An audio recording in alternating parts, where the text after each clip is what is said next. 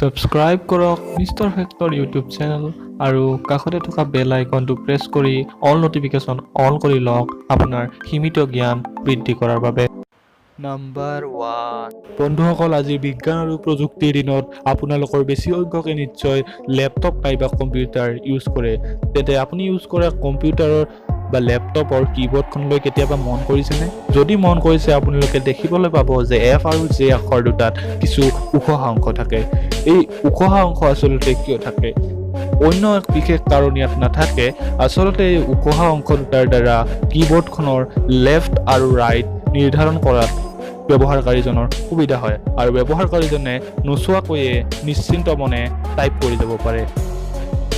Fact number 2 বন্ধুসকল, আপোনালোকে নিশ্চয় জিন্স পেণ্ট ব্যৱহাৰ কৰে। এই জিন্স পেণ্ট বিভিন্ন কালাৰৰ পোৱা যায়, আজিকালি বিভিন্ন ডিজাইনৰো পোৱা যায় আৰু বিভিন্ন ধৰণৰ এই জিন্স পেণ্ট মাৰ্কেটত উপলব্ধ।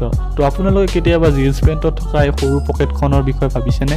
বহুতে এইখন পকেট মানুহে কইন ৰখাৰ বাবে ব্যৱহাৰ কৰা বুলি কয়, কিন্তু আচলতে এই সৰু পকেটখন এটা ৱাটছ অৰ্থাৎ এটা পকেট ৱাটছ ৰখাৰ কাৰণেহে ব্যৱহাৰ কৰা হৈছিল। কাৰণ জিন্স পেণ্ট যেতিয়া প্ৰথম অৱস্থাত ওলাইছিল তেতিয়া ইয়াক কেৱল লেবাৰসকলেহে ব্যৱহাৰ কৰিছিল আৰু লেবাৰসকলে কামত ব্যস্ত থকাৰ ফলত হাতত হাতঘড়ী পিন্ধিব নোৱাৰিছিল আৰু তেওঁলোকৰ সুবিধাৰ্থে কোম্পানীটোৱে জিন্স পেণ্টত কিছু সালসলনি কৰি এই সৰু পকেটখনৰ ব্যৱস্থা কৰিছিল। ফেক্ট নাম্বাৰ 3 বন্ধুসকল, আপোনালোকে যদি স্কুল বা কলেজত পঢ়ি আছে তেন্তে ডেইলি আপোনালোকে কলমৰ ইউজ নিশ্চয় কৰে আৰু আপুনি ইউজ কৰা কলমটোৰ কেতিয়াবা সাফৰটোলৈ লক্ষ্য কৰিছেনে? যদি লক্ষ্য কৰে, তাত এটা ফুটা দেখিবলৈ পাব। এই সাফৰটোত এটা ফুটা বাৰু কিয় থাকে? ইয়াৰ অৰ্থনো কি? বহুতে ইয়াৰ আচল অৰ্থ নাজানে আৰু এই সাফৰটোৰ ফুটাটোৱে কলমৰ চিয়াহী যাতে শুকাই নাযায় তাৰ ব্যৱস্থা কৰা বুলি কয়, কিন্তু আচলতে এই সাফৰটোৱে কৰে এটা বেলেগ কাম। বহু সংখ্যক মানুহৰে এটা বদ অভ্যাস থাকে যে তেওঁলোকে লিখাৰ সময়ত ব্যৱহাৰ কৰা কলমটো মুখলৈ নি থাকে আৰু যদি দুৰ্ঘটনাবশতঃ কেতিয়াবা আপোনাৰ কলমডালৰ সাফৰটো মুখৰ ভিতৰলৈ যায়, গলত সোমাই যায়, তেন্তে আপোনাৰ মৃত্যু ঘটিব পাৰে। তো তাৰ বাবে কোম্পানীটোৱে কলমৰ সাফৰটোত এটা ফুটাৰ ব্যৱস্থা কৰে যাতে এইটো আপোনাৰ ডিঙিত সোমালেও আপুনি উশাহ লোৱাত কষ্ট নাপায় আৰু এটা মৃত্যুসম দুৰ্ঘটনাৰ পৰা বাচিব পাৰে। ফেক্ট নাম্বাৰ 4 বন্ধুসকল, আপোনালোকে সকলোৱে জানে যে ভাৰতবৰ্ষৰ এক উল্লেখযোগ্য পৰিবহণ ব্যৱস্থা হৈছে ৰেল পৰিবহণ আৰু এই ৰেল পৰিবহণ আৰম্ভ হৈছিল 1853 চনত।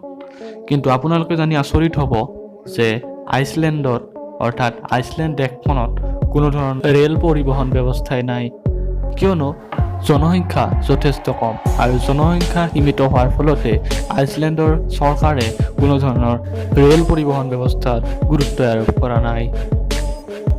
ফেক্ট নাম্বাৰ 5 বন্ধুসকল, সকলোৰে ভাল লগা এটা ছফ্ট ড্ৰিংক হৈছে কোকা কোলা আৰু এই কোকা কোলা কোম্পানীটো ষ্টাৰ্ট হৈছিল 29 জানুৱাৰী 1892 চনত আমেৰিকা যুক্তৰাষ্ট্ৰত।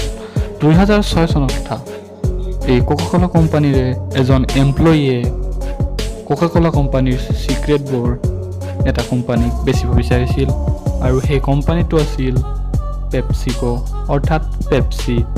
কিন্তু পেপচি অৰ্থাৎ পেপচিকো কোম্পানীয়ে কোকা কোলাৰ কোম্পানীক জনাই দিছিল যে আপোনালোকৰ এমপ্লয়ী এজনে আমাক আপোনালোকৰ টপ চিক্ৰেটবোৰ বেচিব ওলাইছে। মই কোৱা কোন কেইটা ফেক্ট আপোনালোকে জানিছিল কমেণ্ট বক্সত নিশ্চয় জনাব আৰু যদি ভিডিঅ'টো ভাল লাগিছে লাইক, শ্বেয়াৰ আৰু ছাবস্ক্ৰাইব কৰিবলৈ নাপাহৰিব। আজিৰ কাৰণে ইমানতে এৰিছোঁ। নমস্কাৰ।